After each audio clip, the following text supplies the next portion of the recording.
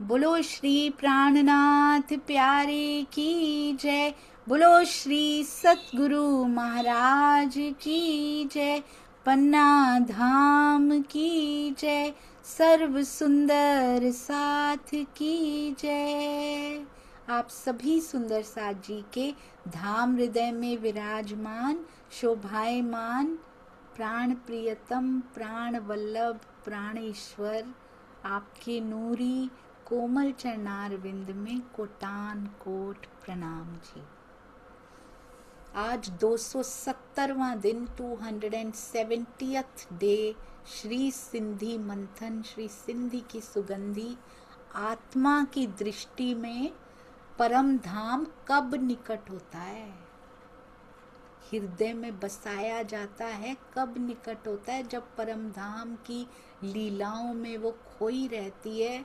और सुंदर साथ जी उधर से जब बात चलती है और इधर तक पहुंचती है, बहुत ही सुंदर हुक्म जी पहचान जो दी गई है ना, पिया के हृदय की इच्छा से कैसे निकटता बढ़ने लगती है। जीव जब रहनी पर चलने लगता है तब वो दूरियां महसूस नहीं होती, तब वो निकटता में परिवर्तित हो जाती हैं। अति अति अति सुंदर बैठी तो यहाँ है, ये देखिए बैठी तो यहाँ है सुंदर साथ जी, पर आत्मा के हृदय में ये जीव शरीर बैठ के चितवन कर रहा है, पर आत्मा के हृदय में श्री राज्य परम धाम होने से वो सारी लीलाएं चितवन से ही पॉसिबल है। चितवन इज अ प्रैक्टिकल प्रयोगशाला, प्रैक्टिकल लैब, लेबोरेटरी है सुंदर साथ जी। नहीं तो सारा पढ़ा हुआ ही रह जाएगा, समझा हुआ भी रह जाएगा, पर देखने के बिना वो सफल नहीं हो पाएगा। और पूरा ये देखिए अति अति अति सुंदर ये सारी लीलाएं, मूल मिलावा। स्वामी जी बड़ा ही सुंदर कहते हैं हर एक को अपने हृदय में क्षणिक खिलवत की रचना का अधिकार है। ऐसे प्यारे सतगुरु के चरणों में कोटान कोट प्रणाम जी, कोटि कोटि प्रणाम जी। तो वो खिलवत की क्षणिक रचना करनी है कि नहीं करनी सुंदर साथ जी, अब उसकी तैयारी हमें करनी है। आइए चलते हैं अति सुंदर अति प्यारी श्री सिद्धि।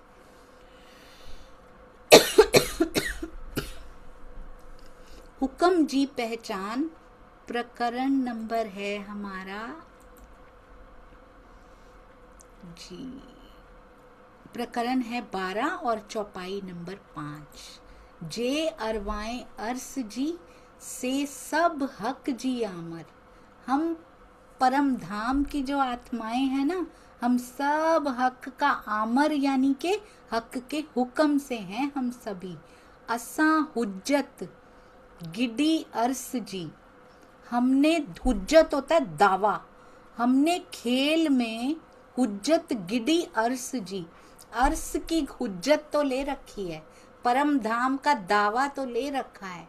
आज्ञा, आज्ञा मतलब आज्ञा, बैठियूं हक नजर, किंतु परम धाम के मूल मिलावा में हम मूल तन से धनी के सम्मुख बैठी हुई हैं। ओरिजिनली हम वहाँ पे हैं, पर कहते हैं जिस प्रकार स्वामी जी बड़ा सुंदर समझाते हैं, हम सब आत्माएं उनके हृदय की इच्छा से हैं। खेल में हमने परम धाम के नामों का दावा ले रखा है, पर मूल तन से पिया के पास बैठी हैं। आत्मा ने भी उसी का नाम कहते दावा ले रखा है, परंतु बैठी हम एक्चुअली में वहां पे हुई हैं। स्वामी जी बहुत ही सुंदर भावार्थ में लिखते हैं, स्वप्न में जो कल्पित शरीर होता है उसका भी वही नाम होता है जो स्वप्न दृष्टा का होता है। उसी प्रकार धनी के हुक्म से जिस जिस परात्म का जो नाम परम धाम में है, वही नाम इस संसार में उसे दिया गया है। यद्यपि वैसे तो वहां पे नाम होते नहीं है, पर कहते हैं परम धाम की भाषा शब्दातीत है, किंतु यहाँ की भाषा और भावों के अनुकूल परम धाम के नाम माने गए हैं। कैसे? कहते हैं इसे श्रृंगार ग्रंथ में दर्शाया गया है। जो कदी कहोगे रूहें उत ना होती, ये तो हुक्मे किया यूं। मैं आप सभी सुंदर साथ को बहुत ही सुंदर, ये हमारे प्यारे सुंदर साथ ने सजा कर भेजी हैं। मैं उनको ढूंढ के आपको दिखाती हूँ। सुंदर साथ जी बहुत ही सुंदर, आपके साथ ही ढूंढती हूँ ये जी। ये देखिए,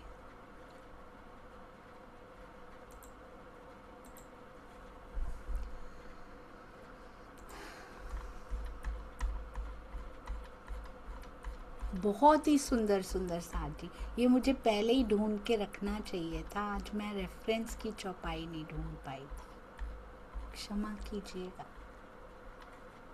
जी। ये रही सुंदर साथ जी। जो कदी कहोगे रूहें इत ना होती, ये तो हुक्में किया यूं। हे धाम धनी, श्रृंगार में पहुंच गए, देखिए सिंधी से श्रृंगार में पहुंच गए।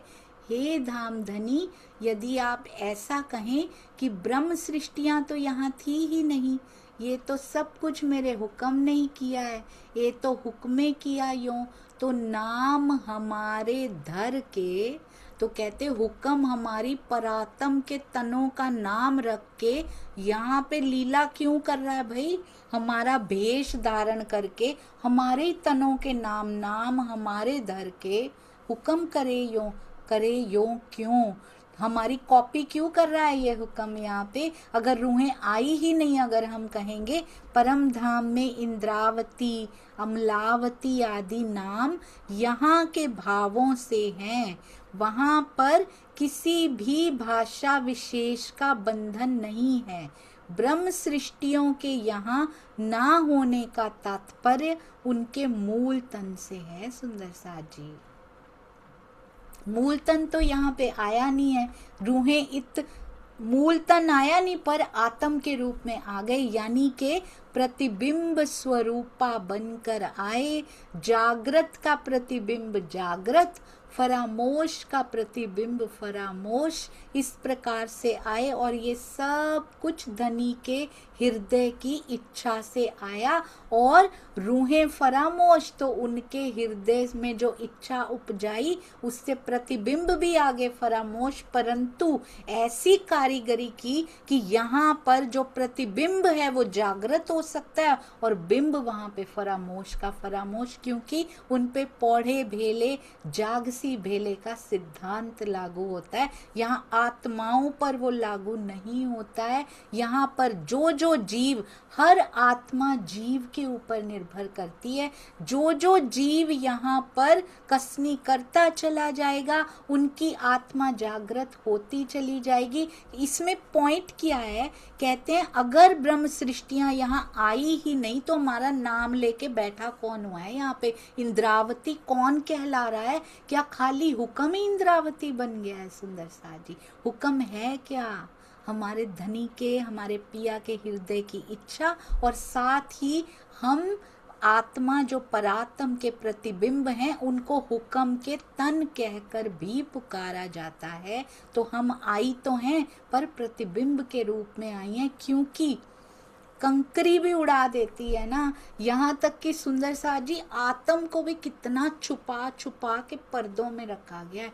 शरीर के अंदर शरीर का दिल, उसके अंदर जीव, उसके अंदर जीव का दिल, उसके अंदर आत्मा, उसके अंदर आत्मा का दिल, उसके अंदर पिया जी विराजते। कितनी परतें, कितनी परतें। बस इन्हीं पर्दों को चितवन में बैठकर पार करना होता है। सुंदर साथ जी, इन्हीं को पार करना है। इसी को कहते हैं निराकार को पार किया। निराकार के पार थे, तिन पार के भी पार, यही पर्दे हैं जिनको पार करना है। पहले शरीर भाव से ऊपर उठना, शरीर को पार करना, निराकार को पार करना, उसके बाद जीव भाव से भी उठ जाना। सुंदर साथ जी, निराकार के पार, तिन पार के भी पार। जीव भाव से ऊपर उठकर आत्म भाव से भी परात्म भाव में चले जाना, इसी को कहते हैं सुंदर साथ जी। तारतम पढ़ना कोई आसान नहीं है, तारतम को उतारना जीवन में कोई आसान नहीं है। एक चौपाई पूरे चितवन के रहस्य खोल के रख देती है कि कहाँ से कहाँ जाना है। बहुत सुंदर। और ये नाम कब धराए गए थे सुंदर साथ जी, आपको याद है ना? देवचंद्र जी सुंदर बाइये नाम धराए आते। जब देवचंद्र जी की आत्म का नाम राज जी ने बताया था ना, तभी सब के नाम धरा दिए गए थे, हम सब आत्माओं के। उसके बाद रास का वर्णन किया गया। मिहिर राज जी ने जब वाणी, उनके धाम हृदय से आवेशित वाणी जब आनी शुरू हुई, तब रास का वर्णन हुआ। और तब यही नाम जो काल माया में आकर धराए गए थे, उन्हीं नामों से परम धाम की लीलाओं का भी वर्णन किया गया। उन्हीं नामों से ब्रज की लीला का वर्णन किया गया। उन्हीं नामों से, ब्रज की तो ज्यादा वर्णन आया ही नहीं, उन्हीं नामों से रास का वर्णन भी किया गया। कैसे पता लगा? ब्रज में भी हमारे शरीरों के नाम हुआ करते थे। मानक दे, राधिका रानी नाम हुआ करते थे, पर उनके नामों से परम धाम की लीलाओं का वर्णन नहीं किया गया। वो शरीर के नाम थे। यहाँ पर शरीरों के नामों से नहीं किया गया। मिहिर राज जी, देवचंद्र जी नहीं, उनकी आत्मा को नाम दिए गए और हम सब की आत्म को नाम प्रदान कर दिए गए। रही बाई की वासना है, ये सब बताया जाता था। ये अमलावती सखी की वासना है, ये नवरंग बाई की वासना है। तो तब रास में और पूरी वाणी में उन नामों से, क्योंकि यहाँ पर नामों के बिना समझ नहीं आएगी ना कौन सी सखी कौन सी लीला करती है। लाडबाई, कितने नाम धरा दिए गए। फिर योग माया और परम धाम की लीलाओं का वर्णन भी कर दिया गया। अति अति सुंदर। अब क्या कहते हैं, ये देखिए, ये सारी चौपाइयां आई हैं। कहते हैं परम धाम की भाषा शब्दातीत है, किंतु यहाँ की भाषा और भावों के अनुकूल ही परम धाम के भी नाम माने गए हैं। इसे श्रृंगार ग्रंथ की इन चौपाइयों में इसका वर्णन किया गया। पहली चौपाई हमने की, अब चलते हैं दूसरी चौपाई पर। जो कदी हम आया नहीं, क्या प्रूव किया जा रहा है कि हम आए हैं? ऐसा नहीं है कि हम आए नहीं हैं, हम आए हैं यहाँ पर। जो कदी हम आया नहीं, अगर हम आए ही नहीं तो नाम तो हमारे धरे, फिर भी हमारे मूल तनों के ही नाम तो यहाँ रखे गए हैं। और तिन में हुक्म हक का, और पुनः उन तनों में भी आपका ही हुक्म विद्यमान है। हुक्म के तनों में भी आपका ही हुक्म विद्यमान है। हक तासों ऐसी क्यों करे, आपके हुक्म से ही आत्मा का तन खेल देख रहा है।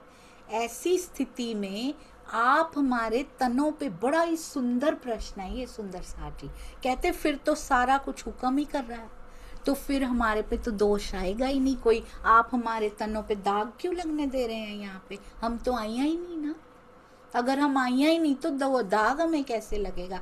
हम कहते हैं ना, जीव जो भी करेगा उसका गुनाह, उसका दाग किसको लगेगा? आत्म वो गुनाह इकट्ठे कर रही है और हमसे पहले वो गुनाह वहां पहुंचते जा रहे हैं।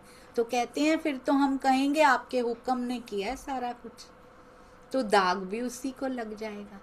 तो इसका मतलब ऐसा नहीं है कि जो, अगर हम आई ही ना होती यहाँ पे, फिर तो सारा पल्ला झाड़ लेते, हम तो हुक्म के नाम पे ही सारे दोष कर देते। तो फिर कहते हुक्म हमारे नाम लेके यहाँ क्यों बैठा हुआ है? हमें हुक्म का पता नहीं है ना सुंदर साथ जी। दिल की इच्छा, सत्तात्मक ब्रह्मांड, मुझे कभी नहीं भूलती ये बात कि सत्तात्मक ब्रह्मांड में वहां इश्क कहते हैं, वहां पे इश्क के तन कहा जाता है या हुक्म के तन कहा जाता है। वहां दिल की इच्छा, इश्क ही इश्क खेल में आके वो दिल की इच्छा हुक्म बन जाती है बस। क्योंकि ये ब्रह्मांड काल माया का सत्तात्मक, ये सत्तात्मक क्यों? क्योंकि अक्षर ब्रह्म श्री राज्य के सत्ता के स्वरूप से ये ब्रह्मांड है। उन्हीं के हृदय की इच्छा के मुताबिक ये ब्रह्मांड चलता है, तो इश्क हुक्म बन जाता है। सुंदर साज बहुत ही सुंदर कहते हैं, फिर आप हमारे तनों पे दाग क्यों लगने दे रहे हैं? आत्मा के तनों में, स्वामी जी बहुत सुंदर भावार्थ में लिखते हैं, हुक्म के होने का भाव क्या है? आपने कहा ना, पुनः उन तनों में भी, यानी आत्मा के तनों में भी आपका ही हुक्म विद्यमान है। इसमें इसका क्या अर्थ है? राज्य की इच्छा से ही परात्म की सुरता जीव के ऊपर बैठकर खेल को देख रही है। परात्म की सुरता, सुरता क्या होती है? आत्मा, वासना, जीव के ऊपर बैठ के खेल को देख रही है। इसलिए यहाँ के तनों में हुक्म का अस्तित्व माना गया है। क्योंकि क्यों माना गया? ये कैसे पता लगा? क्योंकि श्री राज्य की इच्छा को ही तो हुक्म कहते हैं। बहुत ही सुंदर आवेश स्वरूप, हुक्म स्वरूप, धनी के हृदय की इच्छा, एक ही बात है सुंदर साथ जी, सब पर्यायवाची हैं ये। और कैसे प्रूव कर रहे हैं उसी बात को? ये भी सिंगार की ही अगली चौपाई, प्रकरण 23 की। हुक्म पर ले डारोगे, तहकीक कराओगे दिल। कैसी इंद्रावती, ऐसे लगता है बातें कर रही है पिया जी के साथ बैठ के। ये भी संभव है। हमारे हृदय को सांत्वना देने के लिए आप हुक्म पर ले डालोगे, हुक्म पे ही सारा दोष डाल देंगे। तहकीक कराओगे दिल, दिल को तहकीक कराने के लिए। दाग अक्सों क्यों मिटे, बहुत सुंदर। जो हमारे नामों किए सब मिल, किंतु आपके हुक्म ने हमारी परात्म का जो नाम इन तनों को दिया है, तो इनसे होने वाला गुनाह सत्स्वरूप में हमारे प्रतिबिंब के तनों पर हमेशा के लिए अखंड रहेगा। उसे आप कैसे मिटाएंगे? ये हमारे लिए है सुंदर साथ जी। दाग तो लग जाएगा यहाँ पे, पर यहाँ पे तो ये कह रही हैं कि हुक्म ने जो दाग लगा दिया वो कैसे मिटेगा। अगर आप कहते हैं हम आई ही नहीं, हुक्म पर ही सारा दाग लग जाएगा, लगा तो इन तनों पर ही है ना, वो मिटेगा कैसे सत्स्वरूप में? हमारे हृदय को सांत्वना देने के लिए हुक्म पे दोष डाल रहे हैं क्या आपकी? तुम आई ही नहीं, हुक्म ही आया है यहाँ पे। अब तो हुक्म का पता लग गया ना सुंदर सा जी। पहले ये चौपाइयाँ मैं पढ़ती थी तो ऐसे लगता था सब कुछ धनी के हुक्म से ही हो रहा है, पर अब पता है कि वो तो केवल उनके हृदय की इच्छा का दूसरा नाम है इस खेल में आकर।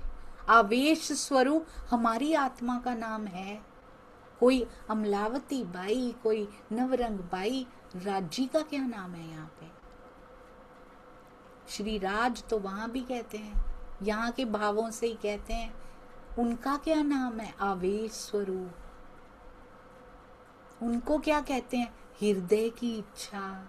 उनको क्या कहते हैं? हुक्म। सुंदर सा जी, हुक्म का स्वरूप। सब कुछ वही तो है, सब कुछ सेम है। कहते हैं हमारे हृदय को क्या खुश करने के लिए हुक्म पे दोष डाल रहे हो पिया जी? पर आपके हुक्म ने परात्म का जो नाम इन तनों को दे दिया है, तो इन पे गुनाह तो लग रहा है ना आत्मा के तन पे।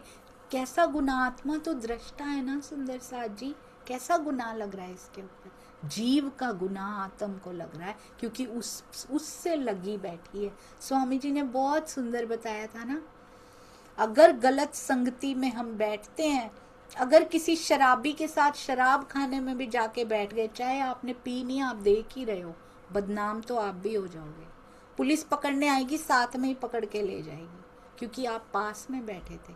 ऐसे ही आत्मा पास में बैठी है, जीव को अधिष्ठान बनाकर बैठी है, हर पल देख रही है उसको।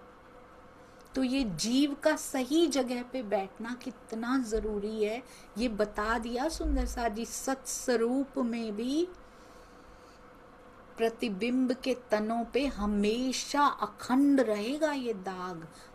ऐसा नहीं है सुंदर साथ जी बिल्कुल भी कि हम सत्स्वरूप में चले जाएंगे, हम तो बस परम धाम की जैसी लीला परम धाम में होती है, हम तो हमारे ये जीव पहली बहिश्त में बैठ के वैसी लीला किया करेंगे बस।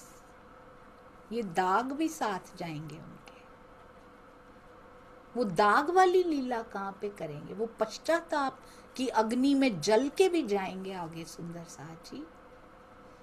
इसीलिए कहते हैं अभी विरहा की अग्नि में जल लिया जाए तो वो पश्चाताप की अग्नि से बच जाएंगे। यही वो अग्नि है जो पाक साफ निर्मल कर सकती है। पिया के विरहा में तड़पना हर एक के ताले में नहीं आता है सुंदर साथ जी। कल ही हमने देखा था, ई मंथन में भी देखा था कि इसका सौभाग्य केवल और केवल ब्रह्म सृष्टियों को मिला है, और हम लेना नहीं चाहती और हम कहते हैं हम ब्रह्म सृष्टियां हैं। कहाँ एक छुपा हुआ सा, दुनिया से छुपा हुआ सा कोई आंसू आता है सुंदर साथ जी? कोई भी आंसू आता है जो अंदर ही अंदर? क्या आज हम चितवन में बैठे, क्या हमारे दिल को थोड़ा सा भी दर्द हुआ कि आज वो घंटा निकल गया पिया पर आप नहीं मिले, आप मुझे दिखाई नहीं दिए धनी जी? बैठे हैं, बहुत अच्छी बात है, समय भी लगेगा, सब्र भी लगेगा, पर दिल में उससे मिलने की चाहत कम नहीं होनी चाहिए सुंदर साहब जी। कहीं बैठे बैठे उसको फॉर ग्रांटेड नहीं ले लेना कि बस बैठे हैं धनी और मन इधर उधर घूम रहा है। मन सजदे में होना चाहिए उस समय, मन को सजदे में लेकर आना है सुंदर साहब जी। मन दुनिया के सजदे में ही घूमता रहा, वो तो कहते हैं एक पलक भी अगर धनी के सजदे में आ गया ना तो वो पलक सफल हो जाएगी। ये दाग मिटेंगे नहीं। ये पूरी रील्स पूरे कैमरा में बहुत हाई मेमोरी में सुंदर साथ जी बहुत क्लियर रिकॉर्डिंग होती है ना, क्लियर रिकॉर्डिंग वैसी हो रही है जो योग माया में चला करेगी। हर समय यही रिकॉर्डिंग अखंड होने वाली है, सब देखा करेंगे इसको, कुछ नहीं छुपेगा, कुछ भी नहीं। जो यहाँ छुपा छुपा के किया होगा वो तो अच्छे से दिखेगा, उसको तो और क्यूरियोसिटी से देखेंगे सब। तो इसीलिए जरूर जरूर इस रिकॉर्डिंग को हम ठीक कर लें, अभी भी समय बाकी है। चौथा चरण हमारी बीतक का अभी भी सुधर सकता है, बाकी तीनों तो अपने आप ही ठीक हो जाएंगे। इसीलिए किसी को नहीं दुखाना, कोई विवाद नहीं करना, no time wasting at all. केवल जो समय माया से वैसे कितना कम समय हम गृहस्थियों को मिलता है सुंदर साथ जी, उसमें भी अगर वेस्ट कर देंगे इधर उधर तो फिर पिया के चरणों में सजदा कैसे करेंगे, क्या अर्पित करेंगे उनके चरणों में अगर समय इधर उधर नष्ट करेंगे। कहते हैं आप कैसे मिटा सकते हैं उस दाग को? रूह तेती जागी जानियो। कितनी रूह जागी है? हम कहते हैं हम जाग गए हैं, यहाँ बहुत क्लियर कर दिया राज जी ने। कितनी जागी जानियो? रूह तेती जागी जानियो, उतनी ही जागी है जेता दिल में चुभे हक अंग। बहुत सुंदर। आत्मा के धाम हृदय में धाम धनी की जितनी शोभा बसती है, आत्मा को उतना ही जागा जाना जाता है, जागृत हुआ माना जाता है। हमें नजर आते हैं हमारे अंदर कितनी शोभा बस गई है जो आंख बंद भी ना करनी पड़े। एक बार मैंने सुना था, कोई किसी की कोई सुन रही थी, ऐसे ही चलने लगती है कई बार। इधर मैं कुछ कर रही होती हूँ, उधर वीडियोस बैकग्राउंड में चलते रहते हैं, मैं सुन रही होती हूँ कभी कभी। वो कहते हैं, बहुत सुंदर बात उन्होंने कही थी कि आपको क्या लगता है हम आपसे बात कर रहे हैं इस समय? अंदर वो चलता जा रहा है, इस समय भी चलता जा रहा है, माया छीन नहीं सकती उसको। तन बात कर रहा है, मन अपना सजदा कर रहा है, मन इधर भी नहीं लगा हुआ, हृदय कहीं और दे रखा है। और वो हमारे कोई निजानंद के वो नहीं थे जो बोल रहे थे। मुझे इतना सुंदर लगा कि बात करते हुए ये गोपियां, ये गोपी, उन्होंने कहा ये होता है गोपी भाव। पूरे परिवार से बात कर रही हैं, करनी पड़ेगी, काम कर रही हैं। काम कोई ऐसे चुपचाप थोड़ी हो जाते होंगे, बच्चों को भी तैयार करना है, बच्चे भी हो चुके थे अब तो। घर में औरों के जेठानी के बच्चे तो होते ही होंगे, उसमें भी तब तो बहुत साथ निभाना पड़ता होगा। कितना बड़ा परिवार था, सास के ही और छोटे बच्चे, पति के ही देवर ही कितने छोटे होते होंगे तब तो।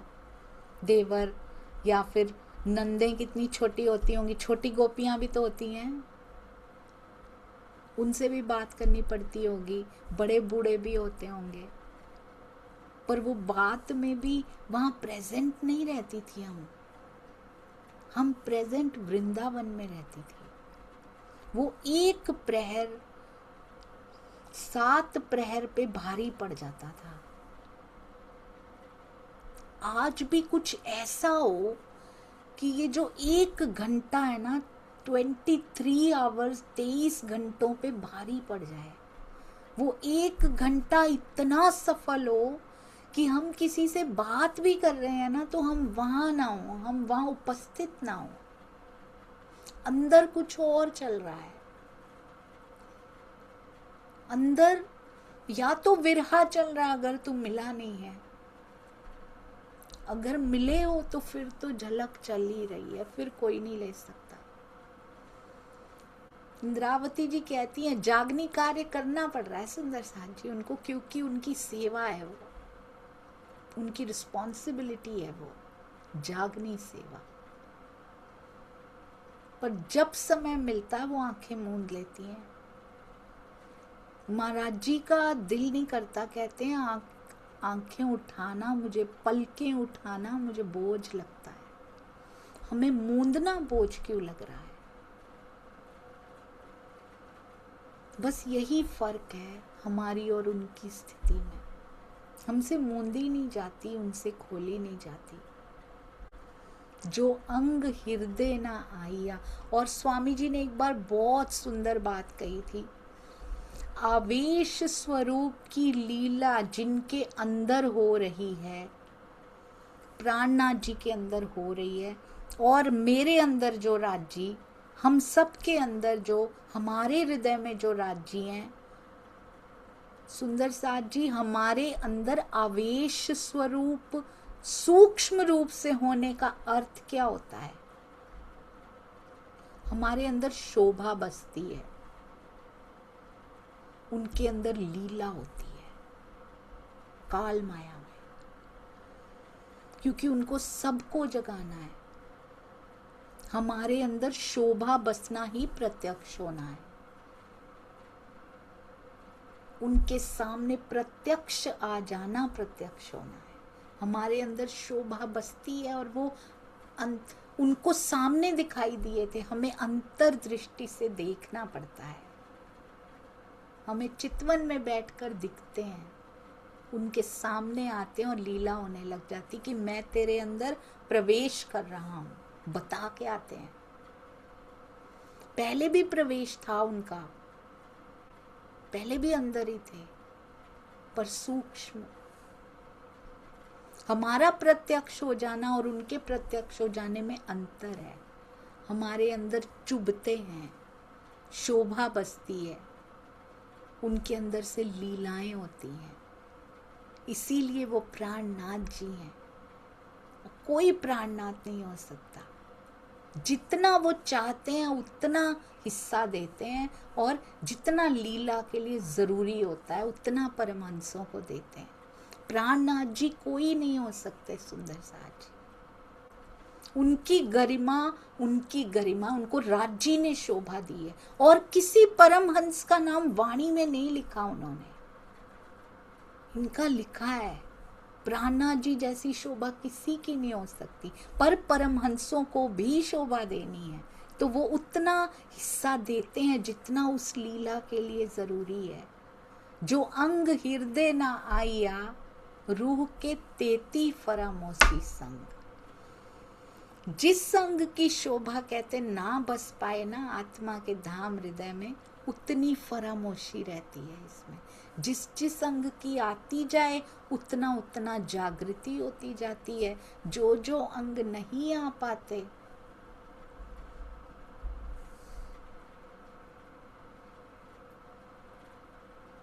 स्वामी जी ने ना एक बहुत सुंदर बात कही। ये तो शास्त्रों में लिखी हुई बातें हैं, वो बता रहे थे। कहते हैं 3 कारण होते हैं जो चितवन में वो दिखाई नहीं देते। 3 कारण होते हैं, मल, विक्षेप और आवरण। 3 कारण होते हैं। मल मतलब जैसे एक दर्पण है, उसके ऊपर मल है, उसके ऊपर मैल है, तो उस दर्पण में कुछ नहीं दिखेगा। या तो हृदय पे मैल है, विकारों की मैल, वो तो है। इसलिए हमें कारण पता होने चाहिए ना कि हम बैठते हैं हमें क्यों नहीं दिखते। या तो दर्पण मैला है इसलिए वो दिखाई नहीं दे रहा, या विक्षेप है। विक्षेप यानी हिलता रहता है ना, जब दर्पण हिलता रहता उस पे मैल नहीं है ज्यादा, पर वो हिलता रहता है तो दिखाई नहीं देता ना, अच्छे से दिखाई नहीं देता। हिलता हिलता सा छवि हो ही नहीं पाती, क्लियर नहीं हो पाती, टिकता नहीं है मन, हिलता रहता है, दर्पण ही हिले जा रहा है, छवि कैसे आए। आवरण, अब वो हिल भी नहीं रहा, अब वो मैला भी नहीं है, पर उसके ऊपर आवरण आ गया है, उसके ऊपर पर्दा है, तब भी नहीं देख पाएंगे। ये 3 कारणों में से कोई ना कोई एक होता है जब हम धनी के दरस नहीं कर पाते हैं।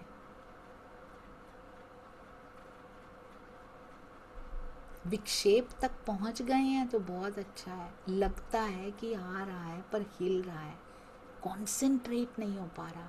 अब उस कॉन्सेंट्रेशन को बढ़ाने के लिए क्या किया जाए, कैसा प्रेम वो देंगे तभी आएगा। इश्क हमारे पास तो है नहीं। ये ब्रह्मांड ऐसा है, इसमें जीव को सब कुछ कमाना पड़ता है, या फ्री में कुछ नहीं मिलता, तो यहाँ कमाई करनी पड़ती है। कमाई कैसे होती है? कमाई रहनी से होती है, फिर उसका मिलता है रिवॉर्ड।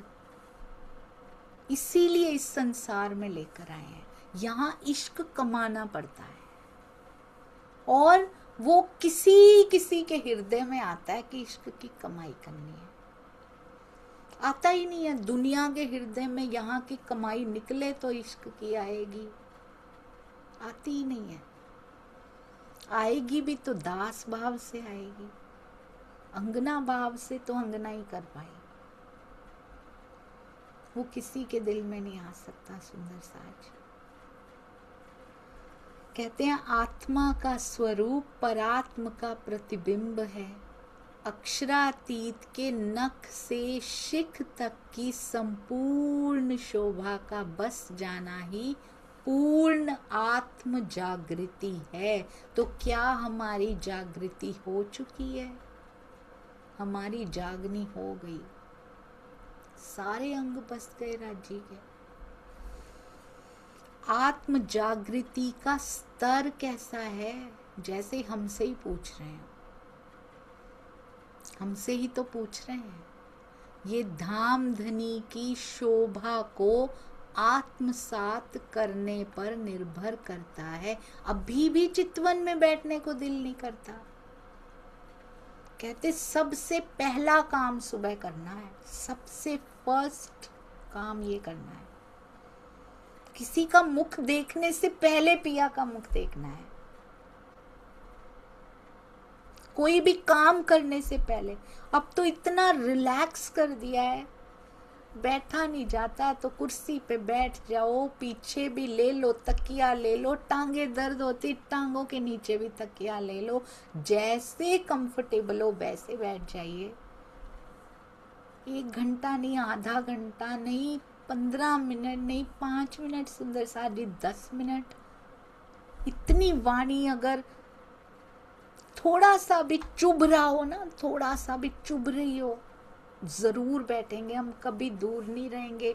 अगर पता हो कि इससे पिया मिल सकते हैं, कैसे दूर रह सकते हैं।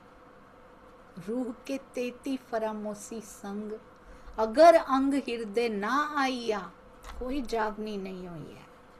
इंफॉर्मेशन पता लगी है, ऐसे जागा जाता है, ऐसे ये रेसिपी बनती है, ये पता है हमें। दुनिया को नहीं पता, उतना ही फर्क है। बनाई उन्होंने भी नहीं, उनको पता ही नहीं कैसे बनाते हैं।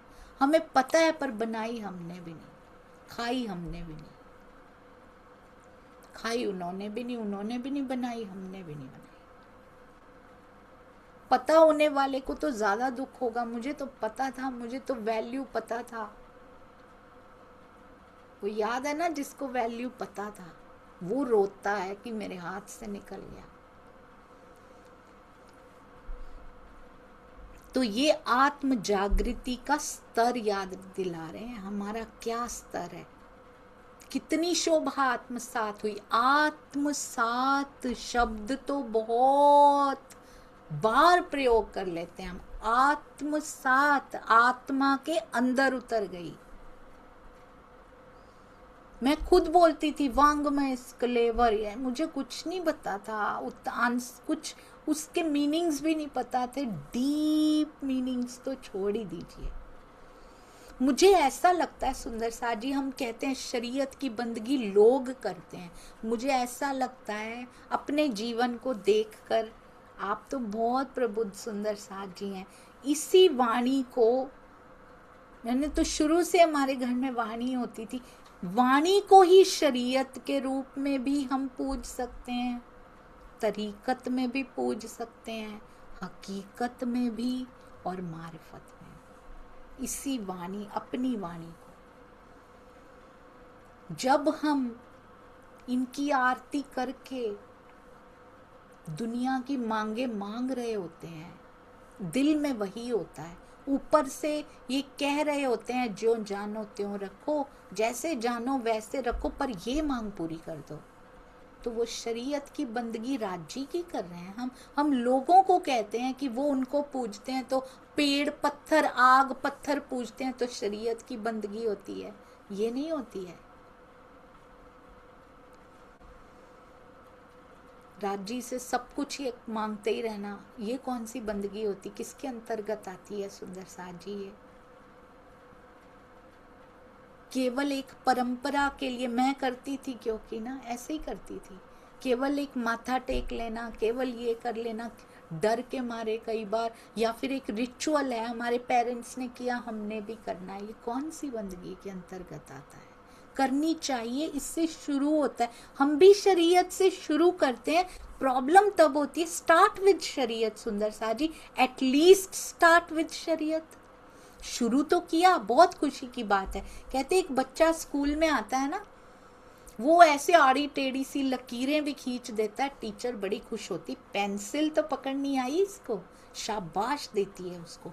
अब वही बच्चा 1 साल तक आड़ी टेढ़ी लकीरें खींचता रहे तो थप्पड़ भी पड़ता है उसको। 1 साल तक यही करता रहेगा क्या? अब आगे लिखना भी शुरू करो कुछ, उसको डांट भी पड़ती है। फिर हम आड़ी टेढ़ी लकीरें खींचते रहेंगे क्या सुंदर साथ जी? आगे बढ़ना है या नहीं? शरीयत से स्टार्ट किया, तरीकत में पहुंचे, वहीं बैठ गए, अब तरीकत में बैठ गए, अब आगे नहीं जाना हमने। कैसे चलेगा? कैसे होगा सुंदर साथ जी? कैसे हृदय में चुभेगी ये वाणी? कैसे चुभेंगे? मतलब बस जाएंगे अंदर, बाहर कुछ भी कर रहे होंगे।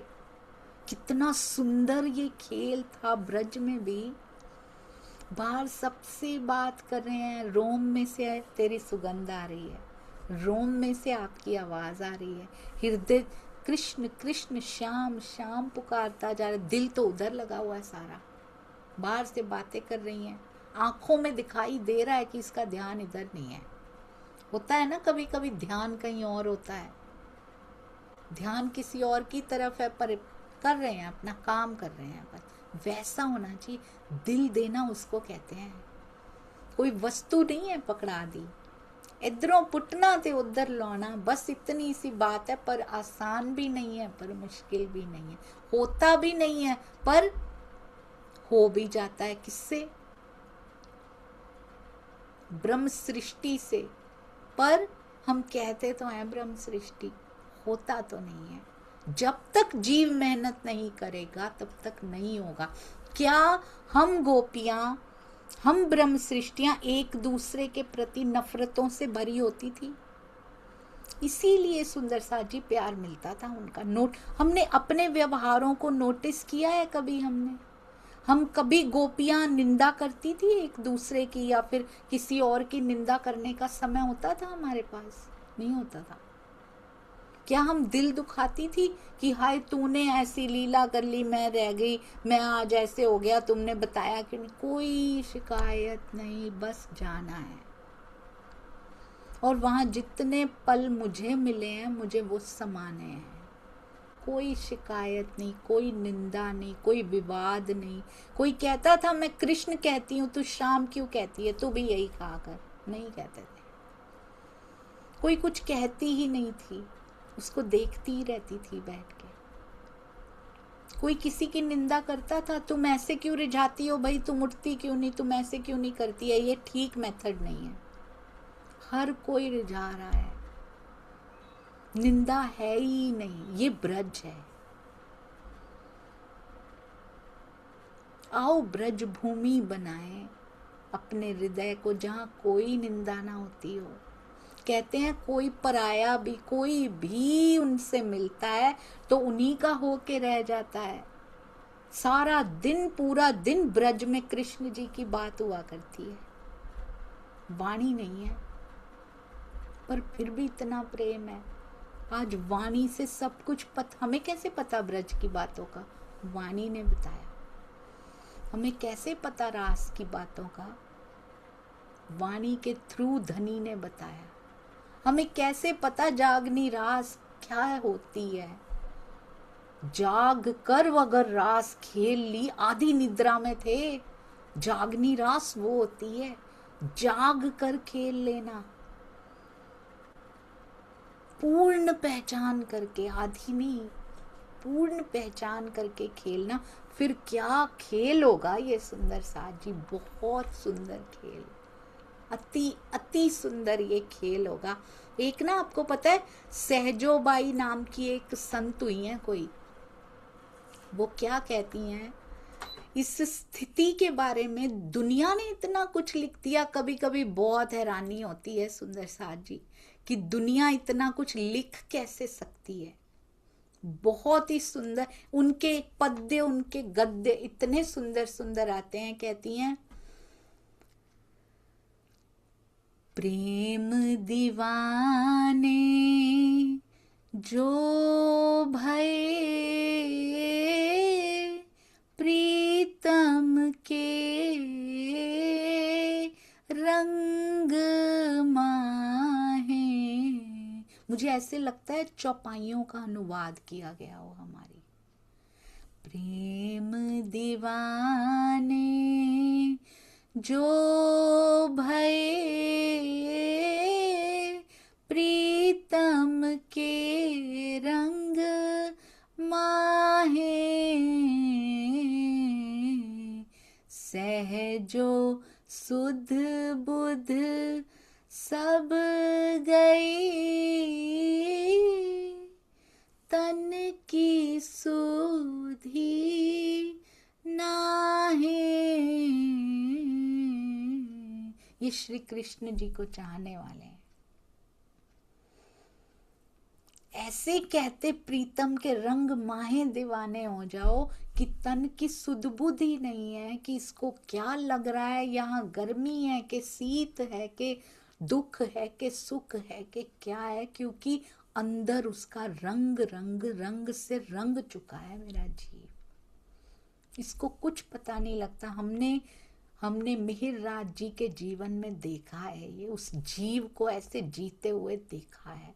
हमने देवचंद्र जी के जीव को ऐसे जीते हुए देखा है, क्योंकि अंदर प्रीतम के रंग माहे रंग चुके हैं। हमने महाराज जी को देखा है।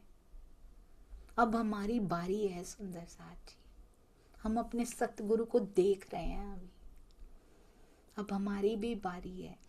सब प्रपंचों से मुक्त हो जाइए, घर में रहते रहते न्यारे हो जाना है सुंदर साथ जी।